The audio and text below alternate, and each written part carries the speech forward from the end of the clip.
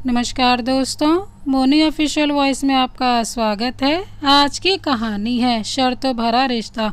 दोस्तों, ये इस कहानी का तीसरा भाग है। कहानी को समझने के लिए कहानी के पहले के भाग अवश्य देखें, जिसका लिंक डिस्क्रिप्शन बॉक्स में मेंशन कर दिया गया है। चलिए तो कहानी शुरू करते हैं। श्रुति के खूबसूरत से बंगले के सामने एक पुलिस की जीप आकर रुकी। ड्राइवर सीट पर एक कांस्टेबल था और बराबर वाली सीट पर इंस्पेक्टर राघव। बंगले के गार्ड ने पुलिस की जीप को रुकता हुआ देखकर तुरंत बड़ा सा गेट खोल दिया। शायद उसे पहले से ही बता दिया गया था। इंस्पेक्टर राघव के चेहरे पर एक चिर परिचित मुस्कान सी आ गई, लेकिन उसने जीप से उतरने में कोई जल्दबाजी नहीं की। उसने साथ बैठे हुए कांस्टेबल से कुछ बातें की, फिर इम्तिनान के साथ जीप से नीचे उतरा। गार्ड ने दूर से ही उसे सलाम कर दिया। राघव ने खड़े होकर गहरी नज़र से पहले उस बंगले को निहारा, फिर आसपास के बंगलों पर भी नज़र डाली। तभी राघव का फ़ोन बजने लगा। उसने पूरे इम्तिनान से फ़ोन पर बात की या फिर शायद बात सुनी। इसके बाद उसने बंगले के गेट में कदम रखा। तब तक प्रकाश जी भी बगीचे की तरफ से आते हुए दिखाई दिए। उन्होंने जीप की आवाज़ सुन ली होगी।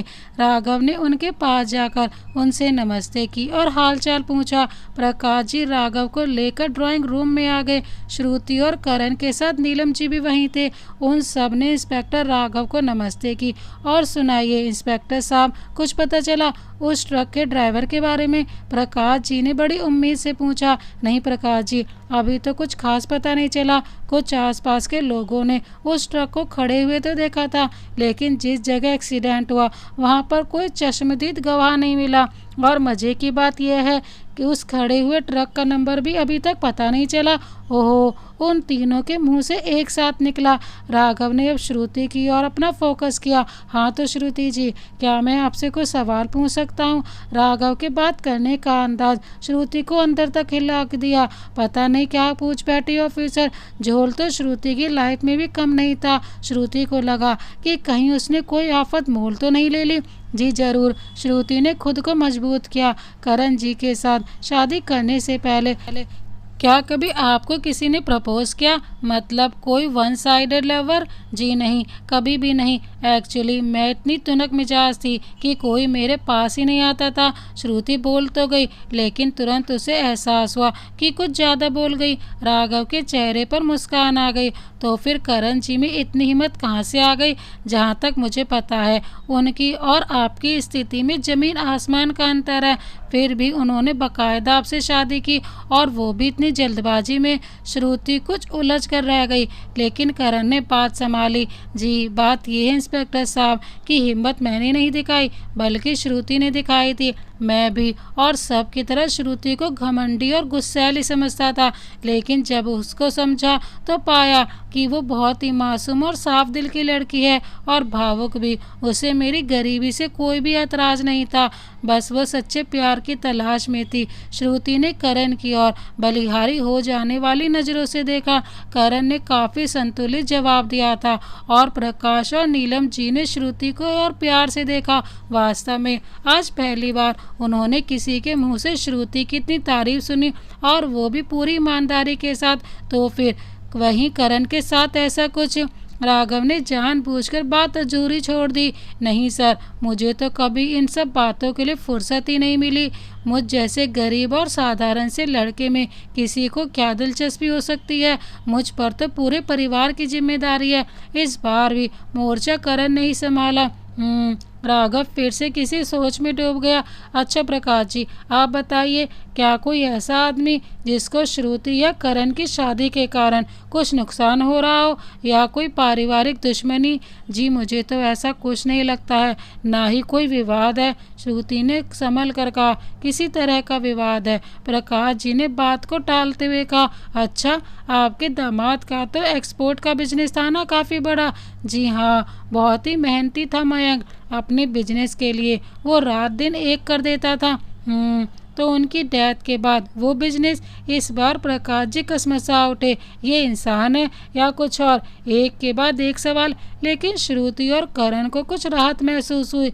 कि अब वो लोग सवालों के घेरे में नहीं है और शायद राघव की शक की सुई रंजीत तक पहुंच जाए। उनका दोस्त और बिजनेस पार्टनर रंजीत देखता है। प्रकाश जी को बताना ही पड़ा। तो क्या परिवार में कोई और नहीं था जो ये जिम्मेदारी ले लेता? रंजीत जी ही क्यों? पता नहीं क्यों प्रकाश जी का मन हुआ कि वो अपने बाल नोच ले, लेकिन वो तो राघव था, उसके सामने किसी की नहीं चल सकती थी। मयंक ने अपनी डेथ से पहले ही एक ट्रस्ट बना दिया था, जिसका ट्रस्टी उसने रंजीत को ही बना दिया था, इसीलिए कोई चाह कर भी उसके बिजनेस में हस्तक्षेप नहीं कर सकता था। आखिरकार प्रकाश जी को सब बताना ही पड़ा। राघव के चेहरे पर रहस्यमय मुस्कान आ गई।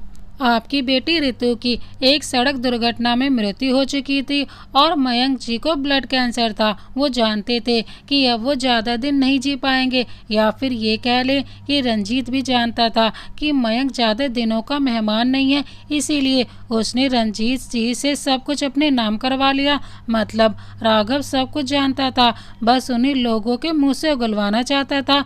लेकिन रंजीत ने अपने नाम कुछ भी नहीं करवाया, बल्कि वो तो हम सबका पूरा ख्याल रखता है और वो सब कुछ प्रॉपर्टी श्रुति को ही मिलेगी, क्योंकि वो ही मयंक की वारिस है। इस बार नीलम जी ने राघव का हल्का सा विरोध करते हुए कहा, हाँ वाकई रंजीत ने कभी हमें अपनी बेटी दामाद की कमी नहीं महसूस होने दी, और श्रुति को भी वो अपने दोस्त की निशानी मानते हैं और बहुत ही प्यार करते हैं। प्रकाश जी ने भी पत्नी की बात का समर्थन किया।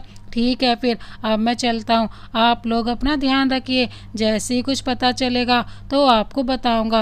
राघव ने उठते हुए कहा। सभी ने इम्तिनान की सांस ली। मोहन को हॉस्पिटल से छुट्टी मिल चुकी थी और अब वो श्रुति के बंगले में बने हुए सर्वेंट रूम में ही रह रहा था। उसकी पत्नी भी कुछ दिनों के लिए वहीं रह रही थी। श्रुति और करण काफ़ी परेशान थे कि इंस्पेक्टर राघव की तरफ से कुछ भी खबर नहीं मिली थी। उन्हें यकीन नहीं हो रहा था कि वो हाथ पर हाथ रखकर बैठा हुआ होगा, लेकिन वो अपनी तरफ से कुछ भी नहीं पूछना चाहते थे।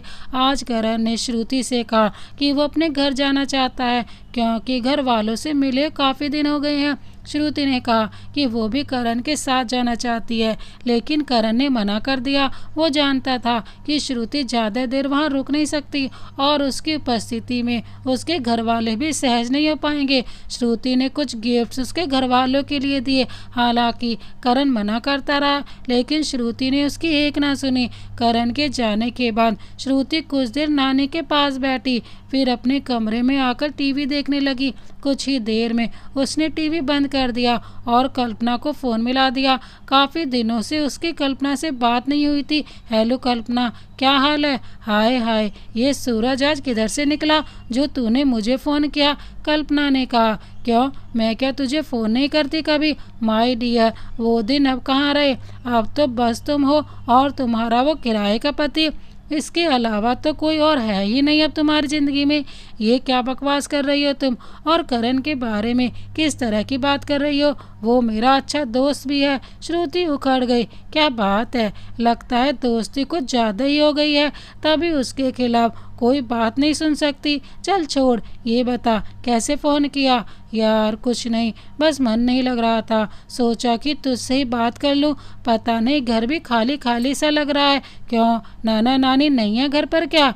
और शांति, वो कहाँ है? वो सब तो घर पर ही हैं। तो फिर कुछ परेशान है क्या? और करण कहाँ है? करण आज अपने घर गया है अपनी फैमिली से मिलने। ओह, तो हालात यहाँ तक पहुँच गए कि करण घर पर नहीं है, तो घर खाली खाली लग रहा है। मन नहीं लग रहा तेरा? क्या बकवास कर रही है? मैंने कब कहा कि करण के बिना मेरा मन नहीं लग रहा? श्रुति ने गुस्सा दिखाया। तूने तो नहीं कहा, लेकिन तेरी हालत यही कह रही है। संभल जा श्रुति, अपना उद्देश्य याद रख और अपना कॉन्ट्रैक्ट भी। इतना इन्वॉल्व मत हो करण के साथ, उसे तो जाना ही है ना किसी दिन। बस बस, ज़्यादा लेक्चर मत दे मुझे सब याद है और ऐसी कोई बात नहीं है जो तू समझ रही है। श्रुति ने झल्लाकर फ़ोन काट दिया और बेड पर लेट गई। रह कर उसकी नज़रें दूसरे कमरे की ओर चली जाती, जहाँ हमेशा करण रहता है। कमरा अलग जरूर है, लेकिन जुड़ा हुआ है। श्रुति सोच में पड़ गई। क्या कल्पना ठीक कह रही है? लेकिन मैंने तो करण के बारे में कभी भी ऐसा नहीं सोचा। फिर क्यों मेरा मन उखड़ सा रहा है? नहीं नहीं, ऐसा कुछ भी नहीं है। मैं कल्पना की बातों को सीरियसली क्यों ले रही हूँ? श्रुति बेड से उठकर अपनी मम्मा के रूम में चली गई। उसने अलमारी खोली और कुछ ढूंढने लगी। उसने एक एल्बम निकाली और उसे देखने लगी। उसमें उसके बचपन के फोटोज थे अपने मम्मा पापा के साथ, जिनमें वो बहुत खुश नजर आ रही थी। श्रुति का मन भारी हो गया। आज बहुत दिनों बाद उसे मम्मा पापा की याद आ रही थी। उसे महसूस हुआ कि वास्तव में जब से करण उसकी ज़िंदगी में आया है, उसकी ज़िंदगी खुशनुमा हो गई है। तभी उसका ध्यान गया कि एल्बम निकालते समय कोई लिफाफा कहीं से निकल कर गिर गया था। उसने उसे उठा लिया और देखने लगी। उसे बड़ा अजीब सा लगा, क्योंकि उसमें उसकी मम्मी के हाथ का लिखा हुआ कोई लेटर था। शायद वो उसे पोस्ट नहीं कर पाई थी, या फिर वो अभी अधूरा ही था। श्रुति उसे पढ़ती चली गई और जैसे जैसे वो उसे पढ़ रही थी, उसके हाथ कांप रहे थे और माथे पर बल पड़ गए थे। उसे पूरा पढ़ने के बाद वो धम से बिस्तर पर गिर पड़ी। उसकी आंखों के कोनों से आंसू छलक उठे। रंजीत अपने ऑफिस में बैठा हुआ था कि एक पियोन ने आकर बताया कि एक इंस्पेक्टर साहब आपसे मिलने आए हैं। रंजीत ने उन्हें अंदर भेजने के लिए कहा। तब तक इंस्पेक्टर राघव खुद ही ऑफिस के दरवाजे तक आ चुका था। अरे आइए इंस्पेक्टर साहब, बैठिए, कहिए कैसे आना हुआ। राघव रंजीत के सामने वाली कुर्सी पर बैठ चुका था, मगर उसने रंजीत की बात का कोई जवाब नहीं दिया था। ये उसका अपना तरीका था सामने वाले का मनोबल तोड़ने का। राघव ने रंजीत के ऑफिस को बड़ी बारीकी से देखा। ऑफिस की साज सज्जा से पता चल रहा था कि रंजीत का बिजनेस काफी फल फूल रहा था। रंजीत राघव की स्कैन करती हुई नजरों से कुछ नर्वस सा हो रहा था। उसने थोड़ा सा खंखार कर गला साफ करते हुए कहा, जी इंस्पेक्टर साहब, आपने नाहक की तकलीफ की, मुझे बुला लिया होता। अब राघव ने रंजीत की आंखों में आंखें डाल कर कहा, बिल्कुल बुलाएंगे आपको भी, जरा मौका तो आने दीजिए। पता नहीं राघव की नज़रों का असर था या रंजीत के मन का कोई डर था कि उसके माथे पर पसीना उभर आया। अच्छा रंजीत जी, आपका एक्सपोर्ट बिजनेस तो काफ़ी अच्छा चल रहा है। क्या आपका कोई पार्टनर भी है या आप ही सब कुछ संभालते हैं? रंजीत ने जवाब देने से पहले एक बार सोचा, क्योंकि उसे पता था कि उसके सामने बैठा इंस्पेक्टर साधारण व्यक्ति नहीं है। जी, हालांकि ये बिजनेस मैं खुद ही हैंडल करता हूँ, लेकिन मैं 50% का मालिक हूँ। मेरे पार्टनर मयंक की डेथ हो चुकी है। वो मेरा बहुत अच्छा दोस्त था। रंजीत ने दुखी स्वर में कहा, ओह, तो क्या मयंक जी के परिवार में कोई और नहीं है जो आपका हाथ बटा सके? जी, उसकी एक बेटी है जो भी पढ़ रही है। अब उसकी पढ़ाई कंप्लीट होने वाली है। मैं जल्द से जल्द उसे अपने साथ इस कुर्सी पर बैठाना चाहता हूँ।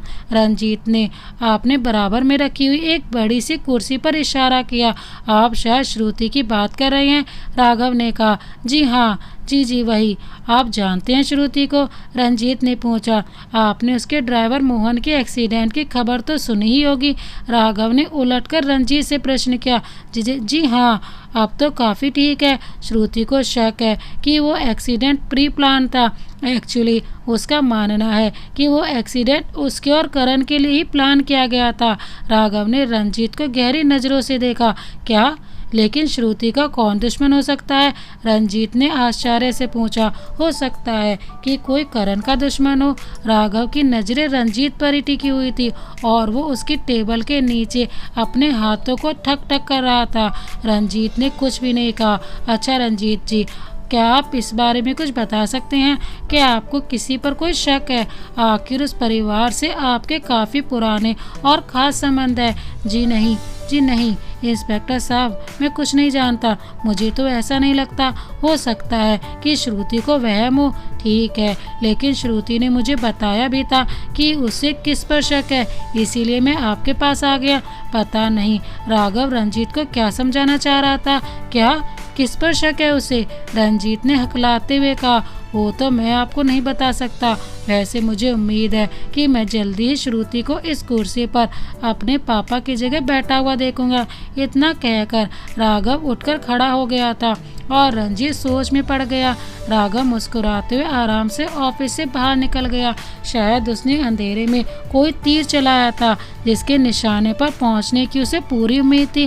करण अपने घर से लौटा तो उसने देखा कि श्रुति अपने ख्यालों में गुम एक कुर्सी पर बैठी हुई थी। उसके चेहरे पर उदासी और दुख के भाव दिखाई दे रहे थे। करण को बहुत अजीब सा लगा। सुबह तो वह अच्छी खासी चहकती हुई श्रुति को छोड़कर गया था। दिन भर में ऐसा क्या हो गया जो श्रुति का चेहरा इतना मुरझा गया। करण ने हल्के से श्रुति को पुकारा, श्रुति क्या हुआ श्रुति, ऐसे क्यों बैठी हो यहाँ। श्रुति ने चौंक कर देखा। करण आ गए तुम। हाँ, लेकिन तुम्हें क्या हुआ, चेहरा उतरा हुआ क्यों है तुम्हारा। कहीं नाना जी या नानी जी ने तो कुछ नहीं। करण लेकिन मैं तो तुम्हें कुछ दिखाना चाहती हूँ, ये देखो जरा। श्रुति ने अपनी मुट्ठी में दबा हुआ एक कागज़ दिखाया। ये क्या है। करण के माथे पर बल पड़ गए। मेरी माँ का लिखा हुआ एक खत, इसे पढ़कर तुम्हें खुद ही पता चल जाएगा कि वो रंजीत कितना गिरा हुआ इंसान है। करण ने एक सांस में वो कागज़ पढ़ लिया और गुस्से से बोला, कितना धोखेबाज इंसान है ये रंजीत। इसने दोस्ती के नाम पर तुम्हारे पापा को कितना बड़ा धोखा दिया है। अब हमें क्या करना चाहिए। क्या हम नाना जी और नानी जी को इस चिट्ठी के बारे में बता दें। कोई फ़ायदा नहीं है श्रुति। काश कि तुम्हारी मम्मा ने ये खत समय रहते तुम्हारे नाना जी को पोस्ट कर दिया होता, तो आज ये रंजीत इस तरह तुम्हारी प्रॉपर्टी पर कब्जा जमाए हुए नहीं बैठा होता। पता नहीं उस वक्त मम्मा के दिमाग में ऐसा क्या चल रहा होगा कि लिखने के बाद भी वो इसे पोस्ट ना कर सकी। लेकिन अब अगर हमने उन्हें ये दिखाया तो उन्हें भी बहुत अफसोस होगा और वो कुछ करने की स्थिति में भी नहीं है। क्यों ना हम इंस्पेक्टर राघव से इस बारे में कुछ बात करें। लेकिन क्या इस कागज़ के टुकड़े से हम कुछ सिद्ध कर सकते हैं। मुझे तो नहीं लगता कि इसके आधार पर हम रंजीत का कुछ बिगाड़ सकते हैं। लेकिन श्रुति, इसे ये तो पता ही चल रहा है ना कि उसकी नीयत में तब भी खोट था और आज भी है। राघव एक होशियार ऑफिसर है, जरूर वो कोई ना कोई रास्ता निकाल लेगा। अब हमें खुलकर बात करनी चाहिए। ठीक है, तो फिर कल हम दोनों ही इंस्पेक्टर राघव के पास जाएंगे और उन्हें पूरी बात बताएंगे। घर पर बोल देंगे कि हम कहीं घूमने जा रहे हैं। श्रुति ने करण से कहा। करण भी उसकी बातें सुन रहा था। ये ठीक रहेगा। अगली सुबह श्रुति और करण नाना नानी के साथ नाश्ता कर रहे थे। श्रुति ने नीलम जी से कहा, नानी जी, आज मैं और करण थोड़ा बाहर जाना चाहते हैं। हाँ बेटी, ज़रूर जाओ, इसमें पूछने वाली क्या बात है। बल्कि मैं तो खुद ये बात कहने वाली थी। अभी करण ने भी छुट्टी ली हुई है, तो घूमो फिरो, एंजॉय करो। फिर बाद में पता नहीं तुम्हें टाइम मिले ना मिले। करण और श्रुति एक दूसरे की ओर देखकर मुस्कुरा उठे। श्रुति बिल्कुल इस तरह तैयार होकर रूम से बाहर निकली जैसे एक नवविवाहिता को होना चाहिए। एक हल्के से पीले रंग की शिफॉन की साड़ी, जिस पर हल्के रंग का चौड़ा सा बॉर्डर, हाथों में लाल रंग की चूड़ियाँ, गले में मंगलसूत्र और मांग में झांकता हुआ सिंदूर, मध्यम लंबाई के खुले हुए सुंदर बाल। इतने से श्रृंगार से ही श्रुति का रूप निखर आया था। नानी ने उसे देखा और निहाल हो गई। करण ने जब श्रुति को इस रूप में देखा तो वो कुछ क्षण के लिए उसमें खो सा गया, लेकिन तुरंत ही उसने खुद को संभाल लिया। आखिर इन भावनाओं को महत्व क्या है, सिर्फ कुछ समय का साथ है। श्रुति तो आसमान में चमकता हुआ चांद है और वो एक साधारण सा आदमी, कैसे वो उस तक पहुंच सकता है, सोचना भी व्यर्थ ही है। हालांकि करण भी सफ़ेद रंग की हाफ शर्ट और ब्लू जीन्स में बहुत अच्छा लग रहा था। कुछ रहन सहन का अंतर था और कुछ संगत का कि उसका व्यक्तित्व भी निखर गया था। दोनों एक साथ चलते हुए परफेक्ट कपल लग रहे थे। नानी तो उनके पीछे से भी उन दोनों की भलाइयाँ ले रही थी और नाना जी भी अपनी पत्नी की खुशी देखकर मंद मंद मुस्कुरा रहे थे। उनके चेहरे पर भी संतुष्टि के भाव थे। श्रुति और करण कोतवाली में पहुंच गए थे। उन्होंने पहले इंस्पेक्टर राघव को फ़ोन कर दिया था कि वो उससे मिलना चाहते हैं। राघव अपने ऑफिस में ही था और वो दोनों उसके सामने पहुंच गए। आइए बैठिए, मैं आप दोनों का इंतज़ार कर रहा था। राघव ने कुर्सी पर बैठने का इशारा करते हुए कहा। जी बताइए श्रुति जी, आप क्या कहना चाहती हैं। श्रुति ने एक बार करण की ओर देखा जैसे निश्चिंत करना चाहती थी और करण ने भी अपनी गर्दन हिलाकर उसे आश्वस्त किया कि वो राघव को सब कुछ बता दे। श्रुति ने अपने पर्स से निकालकर अपनी मम्मा का लिखा हुआ वो लेटर, जो कि वो अपने पिता प्रकाश जी को लिख रही थी लेकिन पोस्ट नहीं कर पाई थी, राघव के सामने रख दिया। उसके बाद श्रुति ने सारी बातें सुना दी कि किस तरह रंजीत अपने बेटे विकास के साथ उसकी शादी करके सारी प्रॉपर्टी का मालिक बनना चाहता है। बस उसने सिर्फ यही बात छिपाई। कि उसने करण से शादी इसलिए ही की थी कि वो रंजीत के षड्यंत्र से बच सके, और साथ ही उसने राघव से भी रिक्वेस्ट की थी कि नाना जी और नानी जी को इन सब बातों का पता नहीं चलना चाहिए। सारी बातें सुनकर और उस लेटर को पढ़कर राघव के माथे पर लकीरें दिखाई देने लगी। वो किसी सोच में डूबा हुआ था। श्रुति और करण बेगरतरा से राघव की ओर देख रहे थे, लेकिन वो बिल्कुल चुपचाप बैठे हुए थे। आखिर कुछ देर बाद राघव ने गहरी सांस लेते हुए अपनी मेज पर एक जोरदार मुक्का मारा और श्रुति से कहा, ठीक है श्रुति जी, अब आप रंजीत से बात कर लें कि वो ट्रस्ट से अलग हो जाए और आप दोनों को ट्रस्टी बना दें, क्योंकि कॉन्ट्रैक्ट के मुताबिक अब आप वयस्क भी हैं और विवाहित भी, तो आप दोनों अपना बिजनेस और प्रॉपर्टी संभाल लीजिए। लेकिन सर, क्या ये सब इतना आसान है? 15 साल से जिस प्रॉपर्टी को वो अपना करने की फिराक में लगा हुआ है, उसे इतनी आसानी से छोड़ देगा? श्रुति ने चिंतित स्वर में कहा। श्रुति बिल्कुल सही बोल रही है इंस्पेक्टर साहब, ये सब इतना आसान नहीं होगा श्रुति के लिए, वो भी तब जबकि हम लोग जानते हैं कि वो क्रिमिनल मेंटेलिटी का आदमी है, वो कुछ भी कर सकता है। करण के स्वर में श्रुति के लिए चिंता साफ झलक रही थी। राघव के चेहरे पर मंद मुस्कान खेल गई। आप परेशान ना हो करण जी, हम यह रंजीत जैसे क्रिमिनल के लिए बैठे हुए हैं, और मैं ये नहीं कह रहा हूँ कि आप तुरंत जाकर रंजीत से भिड़ जाएं। क्या हमारा दिमाग रंजीत से कम है? वो षड्यंत्र कर सकता है, तो हम क्या उसके खिलाफ कुछ कर नहीं सकते? बस हमारा तरीका गैर कानूनी नहीं होगा। मतलब? श्रुति और करण ने एक साथ पूछा। राघव के चेहरे पर एक रहस्यमय मुस्कान आ गई। मुझे पहले ही अंदेशा था कि यह रंजीत ठीक आदमी नहीं है। जब मैं उसके ऑफिस गया था तो वहाँ कुछ कारीगरी करके आया था। आप दोनों बिल्कुल भी परेशान ना हो, अब आप मेरे हिसाब से चलेंगे। मैं आपको बताऊंगा कि कब क्या करना है। आप बेफिक्र होकर जाइए और एंजॉय कीजिए। समझ लीजिए कि इस रंजीत का खेल खत्म है अब। इस बार राघव ने एक अर्थपूर्ण दृष्टि श्रुति और करण पर डाली और मुस्कुरा दिया। उसका मतलब समझकर श्रुति और करण भी कुछ शर्मा गए और उन्होंने चोर नजरों से एक दूसरे की ओर देखा। उनकी इस हरकत को देखकर राघव एक बार फिर से मुस्कुरा उठा और वो दोनों उठकर खड़े हो गए और उन्होंने नमस्कार की मुद्रा में हाथ जोड़ लिए। श्रुति और करण कोतवाली से बाहर आ गए। राघव की बातों से उनके अंदर एक अलग ही हिम्मत आ गई थी। श्रुति कार ड्राइव कर रही थी और करण उसके बराबर वाली सीट पर बैठा हुआ था।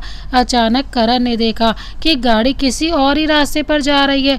उसने श्रुति से पूछा, क्या हम घर नहीं जा रहे हैं? श्रुति ने भी बिल्कुल सीरियस होकर उसी लहजे में जवाब दिया, जी हाँ, हम घर बिल्कुल भी नहीं जा रहे हैं। लेकिन क्यों?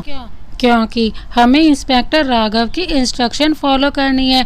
मैं कुछ समझा नहीं। करण अब भी अनिश्चितता से श्रुति को देख रहा था। मैंने तुम्हारा किडनैप कर लिया है, आपको समझ में आया? श्रुति ने झल्ला कर कहा। यार श्रुति, इतना क्यों चिल्ला रही हो? ऐसा मैंने क्या कह दिया? कैसे अजीब आदमी हो तुम। भाई, हम घर से घूमने के लिए निकले हैं ना, तो इतनी जल्दी घर पहुंच गए तो नाना नानी जी को शक हो सकता है कि मैंने तुमसे झगड़ा कर लिया होगा। श्रुति की बात सुनकर करण को हंसी आ गई। तो ये बात है, बिल्कुल यही बात है। अब अगर तुमने अपनी चोंच खोली ना तो श्रुति, तुम तो बिल्कुल ट्रेडिशनल वाइफ की तरह बोल रही हो। करण ने श्रुति का मजाक उड़ाते हुए कहा, मत बोलो कि मैं वाकई तुम्हारी पत्नी हूँ। कानूनन मुझे सब अधिकार मिले हुए हैं पत्नी वाले। श्रुति ने करण को अपनी उंगली उठाकर चेतावनी दी। मैं कुछ भी नहीं भूला श्रुति, तुम भूल रही हो कि हमारी शादी एक समझौता है। वैसे तो तुम्हारा इतना बड़ा एहसान है मुझ पर कि बिना किसी अधिकार के भी तुम कुछ भी कह सकती हो।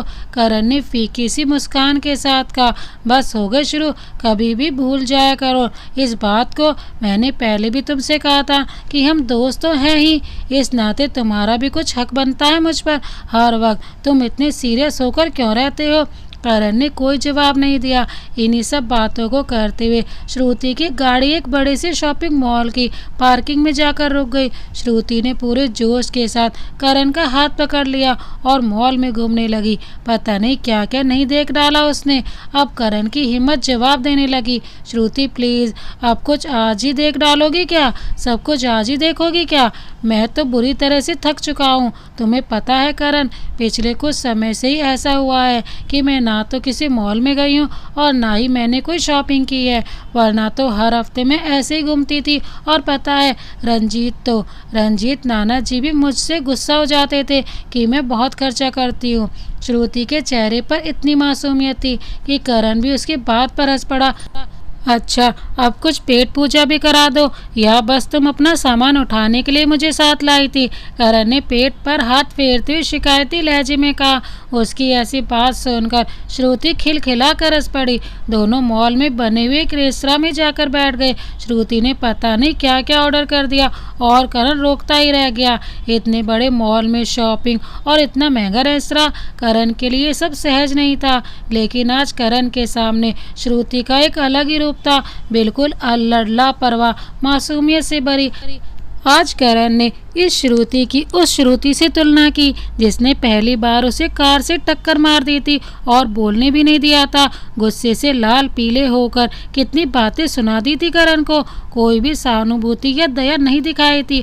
और आज श्रुति का ये रूप, पता नहीं वो सच था या ये सच है या श्रुति बदल गई है, लेकिन मुझे तो क्या फ़र्क पड़ता है, रहना ही कितने दिन है मुझे इसके साथ। आज ऐसा सोचते पता नहीं क्यों करण का मन भारी सा हो गया। उसका मन भी कर रहा था कि वो भी सब कुछ भूल जाए, उस कॉन्ट्रैक्ट को भी जो आगे चलकर श्रुति को से अलग कर देगा। पता नहीं वो कब तक ऐसा सोचता रहता। वो तो श्रुति ने उसकी आंखों के सामने चुटकी बजाते हुए उसका ध्यान भंग कर दिया। ए मिस्टर, अभी तो तुम्हारे पेट में चूहे कूद रहे थे और अब खाना शुरू भी नहीं कर रहे, सब ठीक है ना? अरे हाँ, सब ठीक है, चलो खाना शुरू करो। करण अपनी जेब मिटाने के लिए जबरदस्ती हटने लगा। खाना खाकर दोनों वापस घर की ओर चल पड़े। घर पहुंचते हुए उन्हें शाम हो गई थी। प्रकाश जी और नीलम जी भी लॉन में ही बैठे हुए थे जब श्रुति की गाड़ी ने बंगले में प्रवेश किया। गाड़ी पार्क करने के बाद वो दोनों भी उन्हीं के पास जाकर बैठ गए। अरे श्रुति, कैसा रहा तुम्हारा दिन? जी बहुत अच्छा रहा नानी। चलो तुम दोनों अंदर जाकर कपड़े वगैरह बदलो, मैं तुम्हारे लिए चाय भिजवा दूंगी। नीलम जी ने दोनों पर प्यार भरी नजरें डालते हुए कहा। वो दोनों उठकर चल दिए।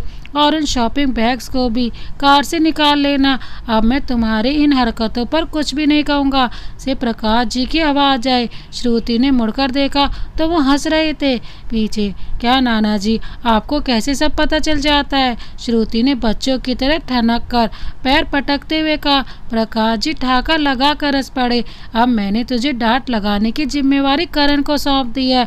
उनकी इस बात पर नीलम जी और करण भी खिलखिला कर हंस पड़े। श्रुति बनावटी गुस्से से मुंह फुलाए अंदर चली गई। करण भी उसके पीछे पीछे अंदर चला गया। अब भगवान के घर से बुलावा भी आ जाए तो मैं आराम से चला जाऊंगा। अब श्रुति की ओर से मैं बेफिक्र हूँ। वास्तव में करण बहुत अच्छा लड़का है। अब मेरी जिम्मेदारी पूरी हो गई है। प्रकाश जी के चेहरे पर असीम शांति दिखाई दे रही थी। भगवान के घर जाने की अभी क्या जल्दी है? मैं तो अभी श्रुति के नन्हे मुन्नों को भी गोद में खिलाने की उम्मीद रखती हूँ। खबरदार जो कभी फिर से ऐसी बात की तो। नीलम जी ने प्रकाश जी की बात काटते हुए कहा। दोनों पति पत्नी श्रुति और करण के सुखद भविष्य की कामना करते बातें करने लगे, जबकि अपना भविष्य तो खुद श्रुति और करण भी नहीं जानते थे। ये दिखावटी और समझौते का बंधन पता नहीं कब टूट जाए, इसका किसी को भी पता नहीं था। आज श्रुति के पास इंस्पेक्टर राघव का फोन आया। हेलो श्रुति। नमस्ते इंस्पेक्टर साहब। अच्छा श्रुति, ऐसा करो कि तुम आज रंजीत को फ़ोन करो कि कल तुम उसके ऑफिस जाओगी। उससे कहना कि तुम्हें अपने पापा के बिजनेस और प्रॉपर्टी के बारे में बात करनी है। लेकिन एक दिन पहले ही बताने की क्या ज़रूरत है इंस्पेक्टर साहब? मैं तो आज भी वहाँ जा सकती हूँ या फिर कल बिना बताए भी जा सकती हूँ। आखिर वो बिजनेस मेरे पापा का भी है। वो इसलिए ज़रूरी है श्रुति जी कि वो आपके और करण के खिलाफ कुछ षड्यंत्र रच सके। राघव ने बड़े आराम से कहा। क्या ये आप क्या कह रहे हैं इंस्पेक्टर साहब? इसका मतलब आप चाहते हैं कि वो हमारे खिलाफ कोई षड्यंत्र करे? श्रुति ने आश्चर्यचकित होकर कहा। जी बिल्कुल, मेरा बिल्कुल यही मतलब है, राघव ने कहा। लेकिन इससे क्या होगा? इससे ये होगा कि यदि उसने कोई रायता फैलाने की कोशिश की तो हम उसे रंगे हाथों गिरफ्तार कर सकते हैं, और यदि उसकी धमकियां खोखली ही थी तो आपको आपके पापा की प्रॉपर्टी मिल जाएगी। राघव ने उसे समझाते हुए कहा। करण, जो कि श्रुति के पास ही बैठा हुआ था, उसने श्रुति के हाथ से फ़ोन ले लिया और राघव से बात करने लगा। इंस्पेक्टर साहब, क्या कोई और उपाय नहीं हो सकता है? आखिर श्रुति को क्या मुसीबत में डालना? करण की बात से साफ पता चल रहा था कि वो श्रुति की कितनी चिंता करता था। करण जी, आप बिल्कुल चिंता ना करें, हमारी पूरी टीम वहीं आसपास लगी हुई होगी। इनफैक्ट कुछ लोग सादे कपड़ों में उसके ऑफिस में भी होंगे। इतना कहकर राघव करण को अपनी सारी प्लानिंग समझाने लगा। राघव की सारी बातें सुनकर करण की चिंता दूर हो गई। आखिर वो इंस्पेक्टर राघव था, उसकी कार्यकुशलता पर कोई भी संदेह नहीं था। बाद में करण ने श्रुति को भी सारी योजना समझा दी। अब कल का दिन पता नहीं श्रुति और करण के जीवन में क्या उथल पुथल करने वाला था। रात भर श्रुति और करण दोनों को ठीक से नींद नहीं आई। कारण दोनों के अलग थे। श्रुति को चिंता रंजीत की थी तो करण को चिंता श्रुति की थी। हाँ, लेकिन एक विचार दोनों के ही दिमाग में कभी कभी करवट ले रहा था कि अगर इतनी जल्दी श्रुति को उसकी प्रॉपर्टी मिल गई तो उनके कॉन्ट्रैक्ट का क्या होगा? क्या समय से पहले ही सब कुछ खत्म हो जाएगा? इस बात का दोनों के पास ही कोई जवाब नहीं था। सुबह को नाश्ता करने के बाद श्रुति ने प्रकाश जी को बताया कि वो रंजीत अंकल से मिलने उनके ऑफिस जा रही है। उनके लिए ये एक सामान्य सी बात थी, क्योंकि पहले भी श्रुति वहाँ जाती रहती थी। कभी कोई पैसों की ज़रूरत हो या रंजीत को कहीं श्रुति के साइन की ज़रूरत होती तो वो खुद ही चली जाती थी। इसीलिए उन्होंने कुछ नहीं कहा। हाँ, नीलम जी ने जरूर करण को साथ ले जाने के लिए कहा। करण को जैसे मुंह मांगी मुराद मिल गई। उसका बिल्कुल मन नहीं था कि श्रुति वहाँ अकेली जाए। श्रुति ने भी मना नहीं किया। दोनों लोग तैयार होकर घर से निकल गए। निकलने से पहले ही उन्होंने राघव को बता दिया था। रंजीत के ऑफिस से काफ़ी दूर ही उन्हें राघव की जीप खड़ी हुई दिखाई दी। उन्होंने अपनी कार वहीं रोक ली। नमस्ते इंस्पेक्टर साहब, करण ने कहा। हमें देर तो नहीं हुई इंस्पेक्टर साहब? श्रुति ने पूछा। नहीं, आप लोग ठीक टाइम से आ गए हैं, राघव ने चिर परिचित मुस्कान के साथ और श्रुति की ओर एक गोल्डन से कलर की कुछ लॉकेट जैसी चीज बढ़ा दी। श्रुति ने उसे हाथ में लेकर उलट पलट कर देखा। ये क्या इंस्पेक्टर साहब? श्रुति ने उत्सुकता से पूछा। ये आपकी सुरक्षा के लिए जरूरी है, इसे आप अपने गले में पड़ी हुई चैन में डाल लीजिए। ये एक डिवाइस है जो न केवल आपकी और रंजीत की बात हम तक पहुंचाने का काम करेगा बल्कि उसे रिकॉर्ड भी करेगा। ओह ठीक है इंस्पेक्टर साहब, कहकर श्रुति ने उस लॉकेट को अपने गले में पहन लिया। इंस्पेक्टर साहब, सब कुछ ठीक होगा ना? कोई परेशानी तो नहीं होगी ना? करण ने कहा। बिल्कुल भी नहीं, आप निश्चिंत रह गए, राघव ने पूरी तसल्ली देते हुए कहा। इसके बाद श्रुति और करण अपनी कार में बैठकर रंजीत से मिलने चल दिए। पीछे पीछे राघव की जीप भी चल पड़ी। योजना के मुताबिक करण ऑफिस से पहले कार से उतर गया और श्रुति अकेली रंजीत के ऑफिस पहुंच गई। नमस्ते अंकल, श्रुति ने अंदर आते हुए कहा। अरे रे, आओ श्रुति बेटी। रंजीत ने पूरे जोश के साथ श्रुति का स्वागत किया। श्रुति आराम से वहां पड़े हुए सोफे पर बैठ गई। उसके लिए ये ऑफिस बचपन से जाना पहचाना था। जब वो अपने पापा के साथ आती थी और तब भी जब वो उनकी डेथ के बाद आती थी। और बताओ बेटी, क्या जरूरी बात करनी थी तुम्हें? अंकल, बात ये है कि अब मैं बालिग हो चुकी हूँ और मेरी शादी भी हो चुकी है, तो क्यों ना मैं भी ऑफिस में आपकी मदद करूं और पापा के हिस्से की प्रॉपर्टी का जो ट्रस्ट बना हुआ है उसे भी आप मेरे और करण के नाम ट्रांसफर कर दें। श्रुति ने बड़े मजबूत शब्दों में रंजीत के सामने अपनी बात रख दी। श्रुति की बात सुनकर रंजीत कुछ देर के लिए खामोश सा हो गया और मेज पर रखे पेपर वेट को घुमाते हुए सोच में पड़ गया। अंकल, क्या सोच रहे हैं आप? श्रुति ने टोका। अरे रे, कुछ नहीं श्रुति, मैं बस यही सोच रहा था कि हमारी छोटी सी बेटी कितनी बड़ी और समझदार हो गई है। रंजीत के स्वर में कुछ व्यंग्य का पुट था। श्रुति ने कुछ नहीं कहा, बस रंजीत पर अपनी दृष्टि बनाए रखी। रंजीत ने गहरी सांस ली और फिर कहा, देखो श्रुति, तुम अपने पापा का बिजनेस संभालने के लिए तैयार हो, ये बहुत अच्छी बात है, लेकिन ट्रस्ट की जिम्मेदारी मैं करण और तुम्हें अभी नहीं सौंप सकता। लेकिन क्यों अंकल, दिक्कत क्या है आखिर? श्रुति की भवें तिरछी हो गई। बेटी, अभी करण को हम सब जानते ही कितना है। अभी इतनी बड़ी प्रॉपर्टी उसके हैंड ओवर नहीं कर सकते। उसने इतनी प्रॉपर्टी कभी देखी भी है? इंसान लालच में अंधा हो जाता है। हो सकता है कि कल को वो तुम्हें ही कुछ नुकसान पहुंचा दे। रंजीत ने अपनी आवाज को नरम बनाकर कहा। करण पर लगे आरोप से श्रुति के तन बदन में आग सी लग गई। आप सीधे तौर पर क्यों नहीं कह देते कि मेरा हक देना ही नहीं चाहते? आपकी नीयत में ही खोट है। करण पर क्यों इल्जाम लगा रहे हैं आप? अगर आप सीधे तरीके से नहीं मानते हैं तो फिर मुझे कोर्ट जाना पड़ेगा, श्रुति ने गुस्से से उबलते हुए कहा। इस बार रंजीत के मुंह पर एक तिरछी सी हंसी आ गई। अच्छा, तो अब तुम मुझे धमकी दे रही हो, लेकिन समझ लो कि तुम मेरा कुछ भी नहीं बिगाड़ सकती। और रही बात खोट की, तो ये तो मेरी मेहनत की कमाई है। 15 सालों से मैं अकेला ही सब कुछ कर रहा हूँ, फिर किसी को मैं कैसे ये सब दे सकता हूँ? रंजीत बेशर्मी से हंसता बोला। माना कि आप अकेले सब कर रहे हो, लेकिन ये प्रॉपर्टी तो मेरे पापा की है ना। और मुझे सब पता है कि आपने किस तरह पापा की भावनाओं से खिलवाड़ करके ये ट्रस्ट अपने नाम करवाया था। मेरी मम्मा या नाना जी भी इसके ट्रस्टी हो सकते थे। श्रुति ने ये सब बातें राघव की प्लानिंग के तहत बोली थी, जिससे जोश में आकर रंजीत भी कुछ उगल दे। रंजीत को ऐसी उम्मीद नहीं थी कि श्रुति इस बारे में कुछ जानती होगी। उसके माथे पर बल पड़ गए। ये सब क्या बोल रही हो तुम? होश में तो हो? एक कल परसों मिले लड़के के लिए तुम मुझसे दुश्मनी मोल ले रही हो। अगर मैं अपनी सी पर आ जाऊं तो तुम दोनों को मिनट भर में गायब करवा सकता हूं। किसी को कानों कान खबर नहीं लगेगी। रंजीत ने जहर उगलते हुए कहा। ऐसी बातें करके आप मुझे डरा नहीं सकते। या तो सीधे सीधे मेरे पापा की प्रॉपर्टी मुझे वापस कर दो, नहीं तो परिणाम के जिम्मेदार आप खुद होंगे। श्रुति झटके से उठकर खड़ी हो गई। इतनी आसानी से तो मैं ये नहीं कर सकता। अगर अपनी माँ की तरह मेरे रास्ते में आने की कोशिश करोगी तो उसी की तरह एक दिन बिन मौत मारी जाओगी, किसी एक्सीडेंट में। रंजीत ने खतरनाक तेवर दिखाते हुए कहा। मम्मा की तरह बिन मौत? एक्सीडेंट? क्या मतलब है तुम्हारा? श्रुति ने चीखते हुए कहा। वही तो जो तुम समझ रही हो।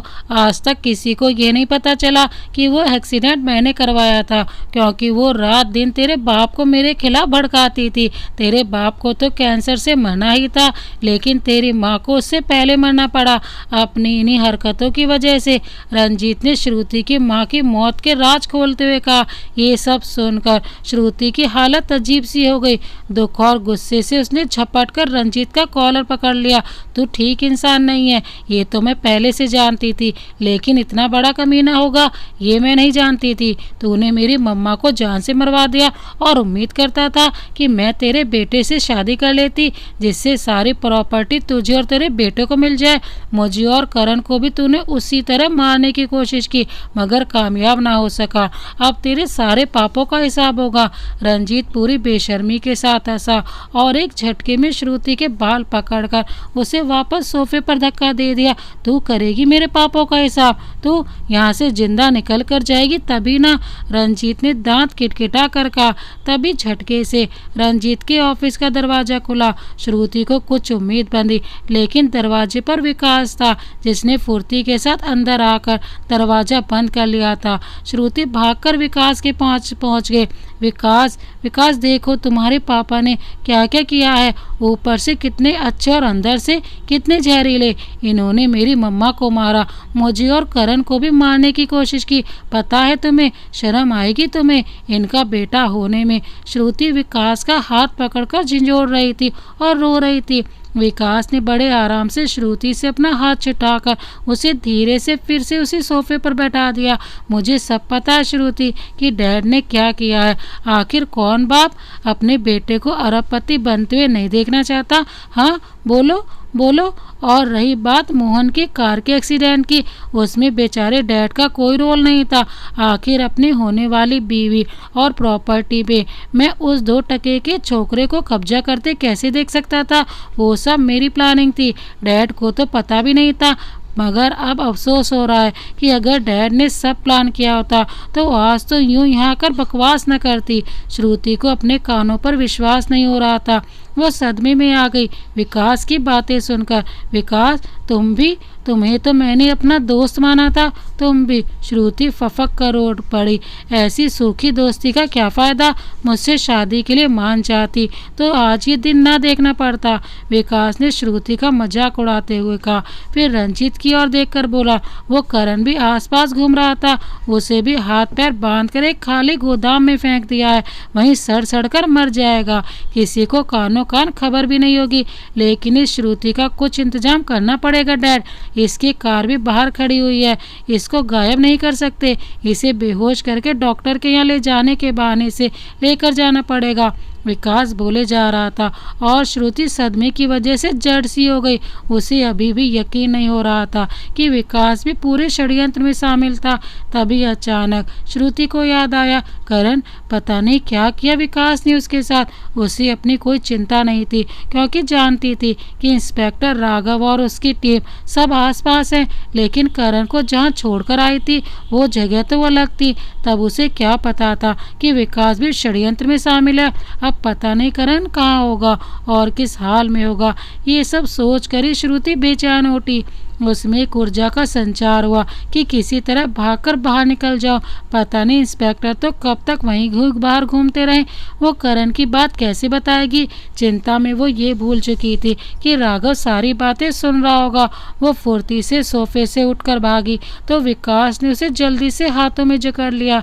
तभी पीछे से उसके सिर पर किसी भारी सी चीज का वार हुआ। श्रुति की जोरदार चीख निकल गई और वो विकास की बाहों में झूल गई। श्रुति की आंखें हल्की सी खोली तो उसे सब कुछ धुंधला सा दिखाई दिया। उसका हाथ अनजाने में ही अपने सिर पर चला गया और उसके होठों से एक कर्राह सी फूट गई। दर्द के कारण उसकी आंखें फिर से बंद हो गई। अचानक ही उसके दिमाग में कुछ तस्वीरें सी दिखाई दी और वो जोर से चिल्ला पड़ी, करण, और एक झटके से उठकर बैठ गई। इस कोशिश में एक बार फिर से वो दर्द से तड़प उठी। तभी किसी ने आकर उसका हाथ थाम लिया। आप लेट जाइए, आपको आराम की जरूरत है। श्रुति ने देखा कि वो अस्पताल के रूम में बेड पर है और एक नर्स उसका हाथ पकड़े हुए है। मैं यहाँ कैसे? श्रुति ने फिर से अपनी आंखें बंद कर ली। हेलो श्रुति जी, अब आप कैसी हैं? इंस्पेक्टर राघव की आवाज़ सुनकर श्रुति ने एक बार फिर से चौंक कर आंखें खोल दी। इंस्पेक्टर साहब, करण, श्रुति ने डरते डरते पूछा। वो बिल्कुल ठीक है, अभी डॉक्टर से मिलने गए हैं, आते ही होंगे, राघव ने श्रुति को सांत्वना देते हुए कहा। श्रुति के चेहरे पर एक हल्की सी मुस्कान तैर गई। इतनी परेशानी में भी, और रंजीत और विकास वो वही हैं जहां उन्हें होना चाहिए। उनके खिलाफ पुख्ता सबूत इकट्ठा हो चुके हैं, कुछ आपकी मदद से। और मैंने जो रंजीत की टेबल के नीचे एक ऑडियो वीडियो रिकॉर्डर लगाया था, कुछ उसकी मदद से। राघव ने मुस्कुरा कर कहा, ओहो, इसका मतलब आपका प्लान सफल रहा। वास्तव में जोश में आकर उसने खुद ही अपनी पोल खोल दी थी। और विकास ने भी, कहते हुए श्रुति के चेहरे पर असीम घृणा के भाव थे।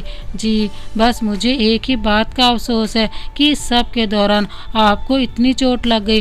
दरअसल जैसे ही मैंने सुना कि विकास ने करण को कहीं छुपा दिया है तो मैं अपनी टीम को उसी की खोज के लिए इंस्ट्रक्शन देने लगा।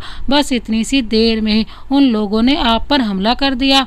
राघव ने बड़े पश्चाताप भरे स्वर में कहा, नहीं इंस्पेक्टर साहब, आपने बिल्कुल ठीक किया। अगर देर हो जाती तो पता नहीं करण का क्या हाल होता।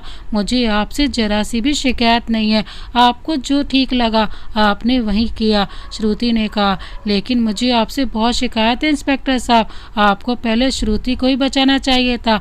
आपने वादा किया था कि आप श्रुति को नुकसान नहीं होने देंगे। मेरा क्या, मुझे तो बाद में भी ढूंढ लेते। मेरी वजह से आज श्रुति इस हाल में है। रूम के अंदर आते हुए करण ने इंस्पेक्टर राघव को उल्हाना दिया।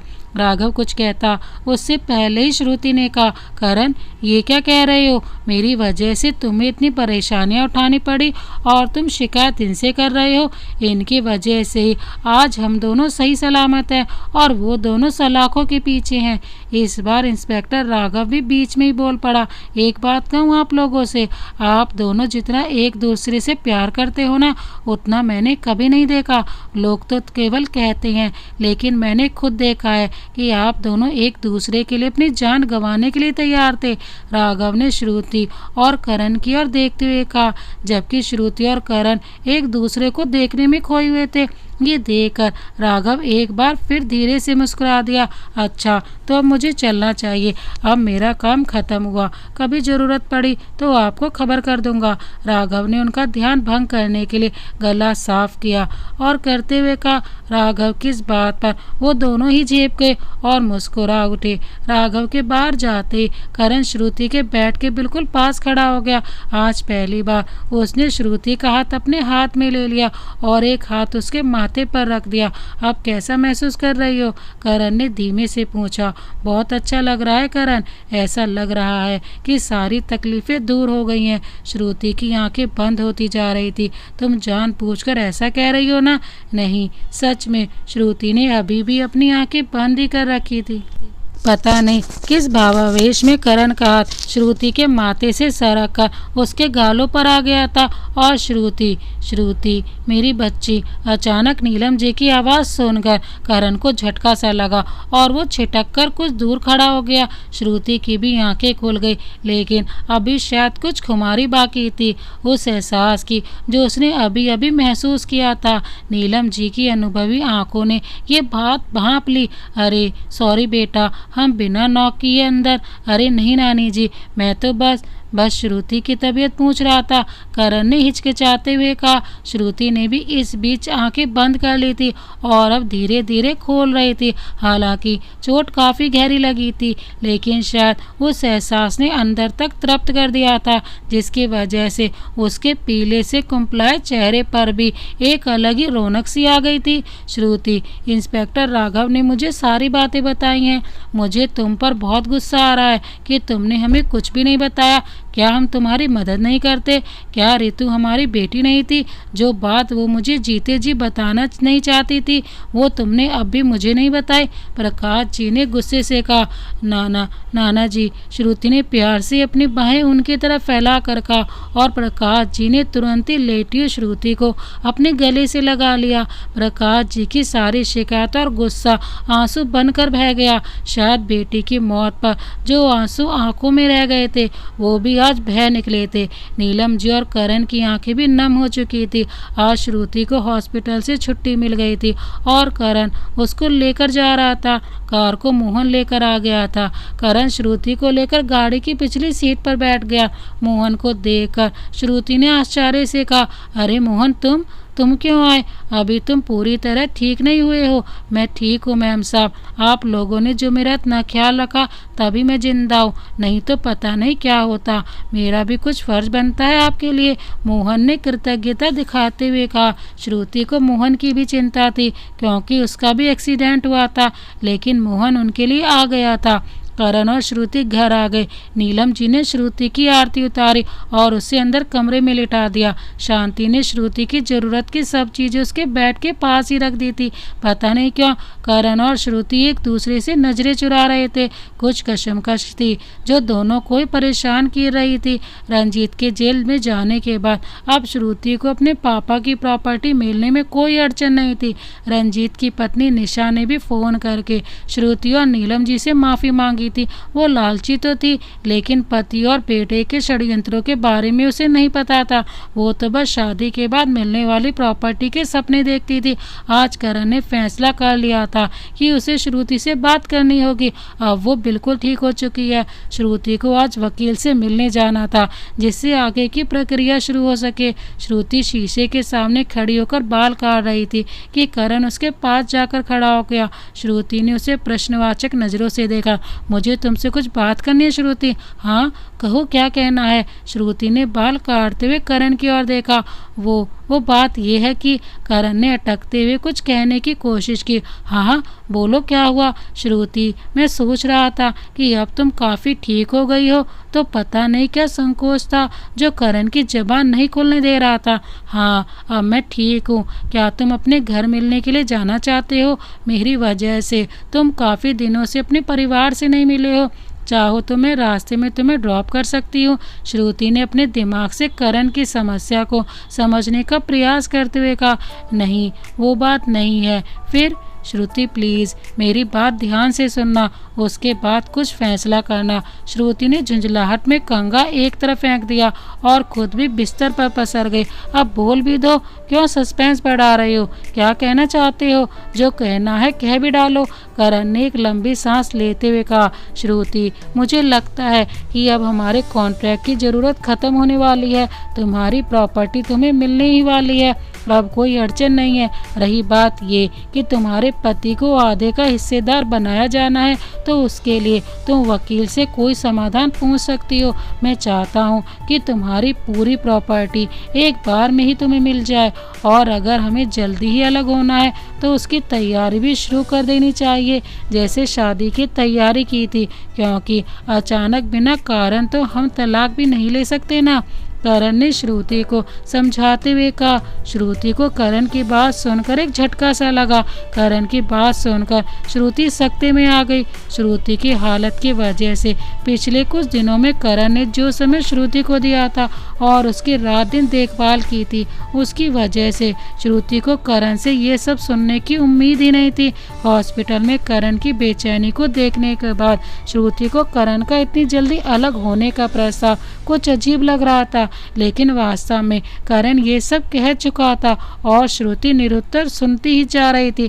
एक बार श्रुति के मन में आया कि कहीं कोई और बात तो नहीं जो करण उससे छुपा रहा है, लेकिन करण का सीधा सरल स्वभाव श्रुति के विचार का स्वतः ही खंडन कर रहा था। फिर आखिर बात क्या है? श्रुति ये सब सोच ही रही थी कि करण ने कहा, श्रुति तुम आराम से सोच लो कि क्या करना है।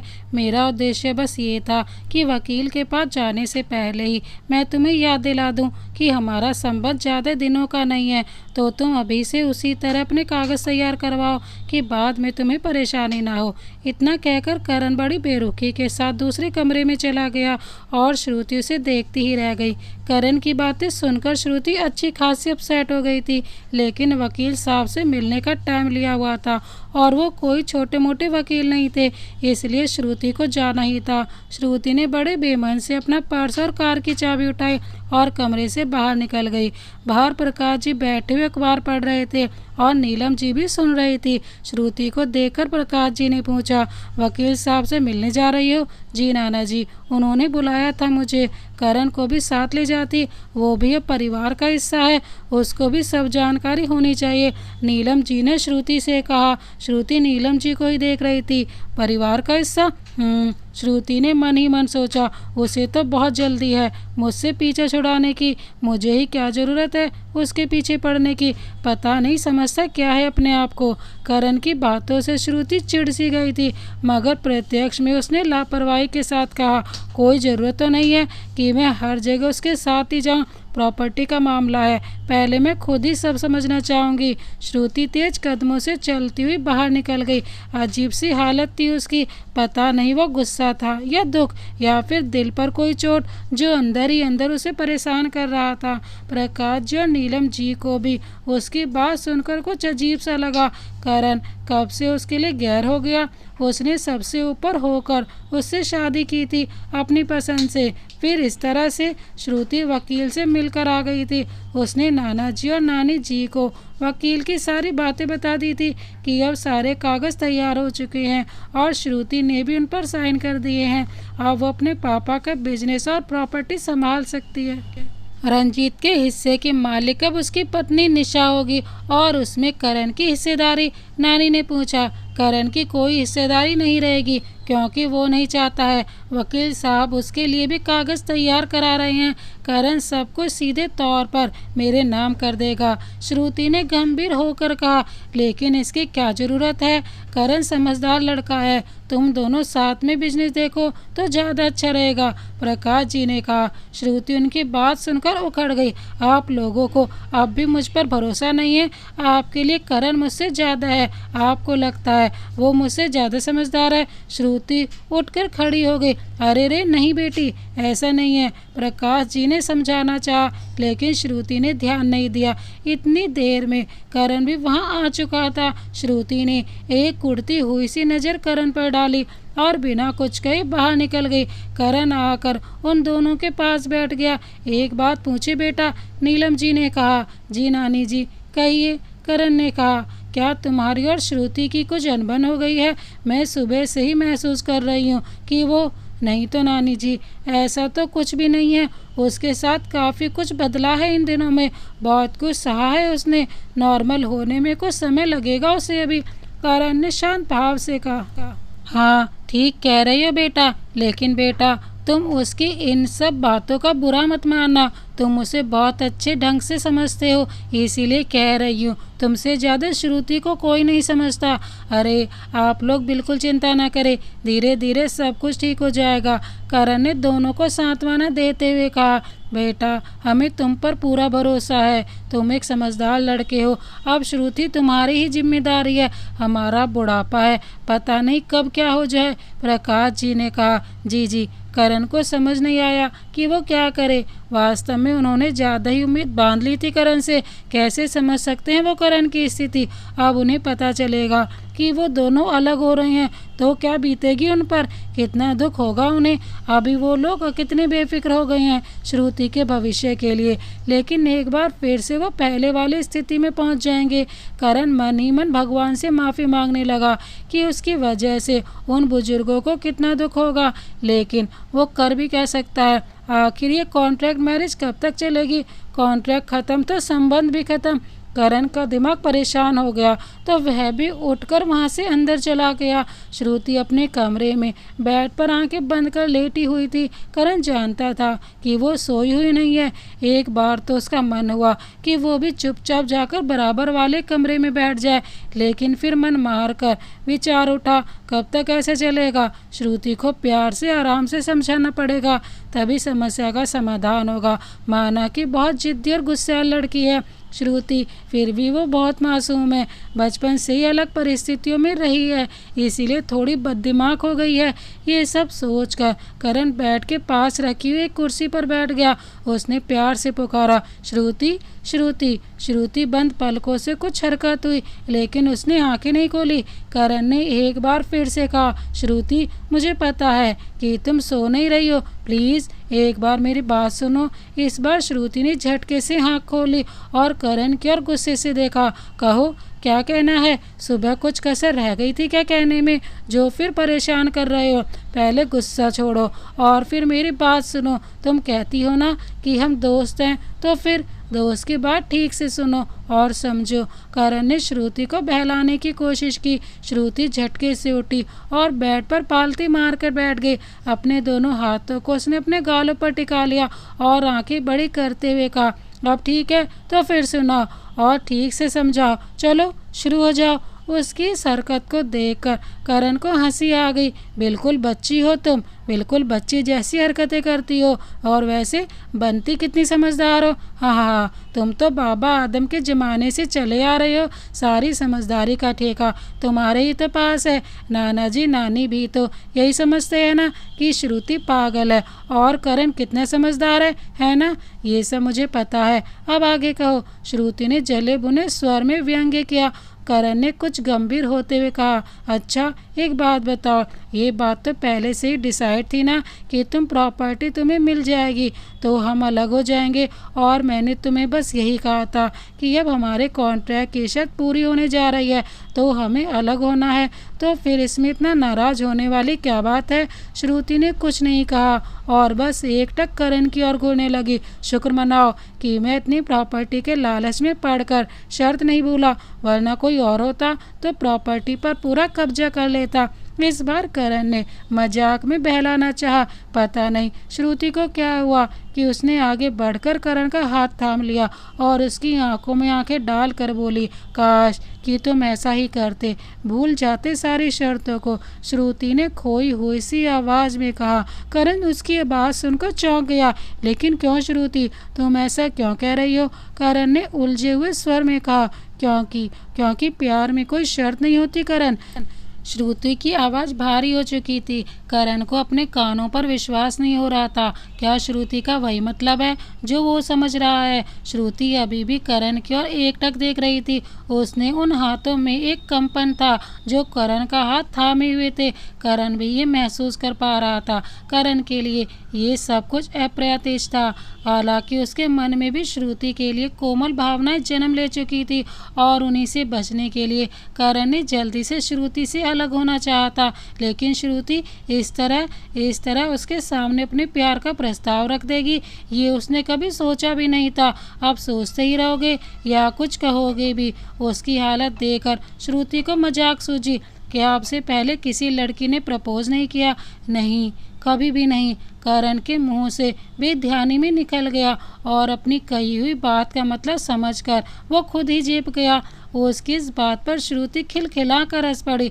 अब करण को भी हंसी आ गई। लेकिन हमारा कॉन्ट्रैक्ट, उसका क्या? अरे बाहर में गया कॉन्ट्रैक्ट। अब बस हमें ज़िंदगी साथ में बितानी है। मैं तुम्हारे बिना नहीं रह सकती करण। अब कुछ मत कहो। हम कानूनी रूप से पति पत्नी हैं और हमेशा रहेंगे। और अब हमेशा हम पति पत्नी बनकर प्यार से रहेंगे। और अब अगर तुमने अपनी समझदारी झाड़ी ना तो बस। श्रुति के गुस्से में भी प्यार छिपा हुआ था।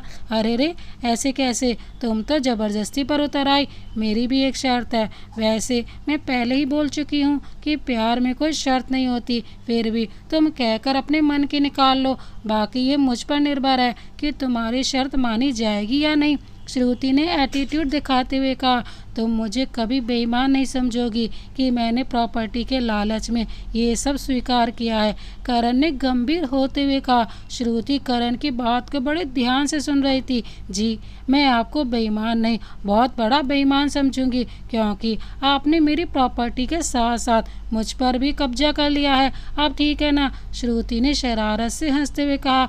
उसकी इस बात पर पता नहीं कब करण ने उसे अपनी बाहों में भर लिया और श्रुति के होठों पर अपने प्यार की मुहर लगा दी। अब उनके बीच एक नया कॉन्ट्रैक्ट शुरू हो चुका था। प्यार का कॉन्ट्रैक्ट जिसमें कोई भी शर्त नहीं थी, क्योंकि प्यार में कोई भी शर्त नहीं होती। कुछ देर बाद श्रुति और करण के कमरे से दबी दबी सी हंसी की आवाज़ें आ रही थी, जो प्रकाश जी और नीलम जी के कानों तक भी पहुंच रही थी। अच्छा नीलम, एक बात बताओ, आज तुम्हें क्या सूझी जो तुमने करण से इस तरह की बातें की और मुझसे भी उसी तरह करण को श्रुति की जिम्मेदारी वाली बात कहलवाई?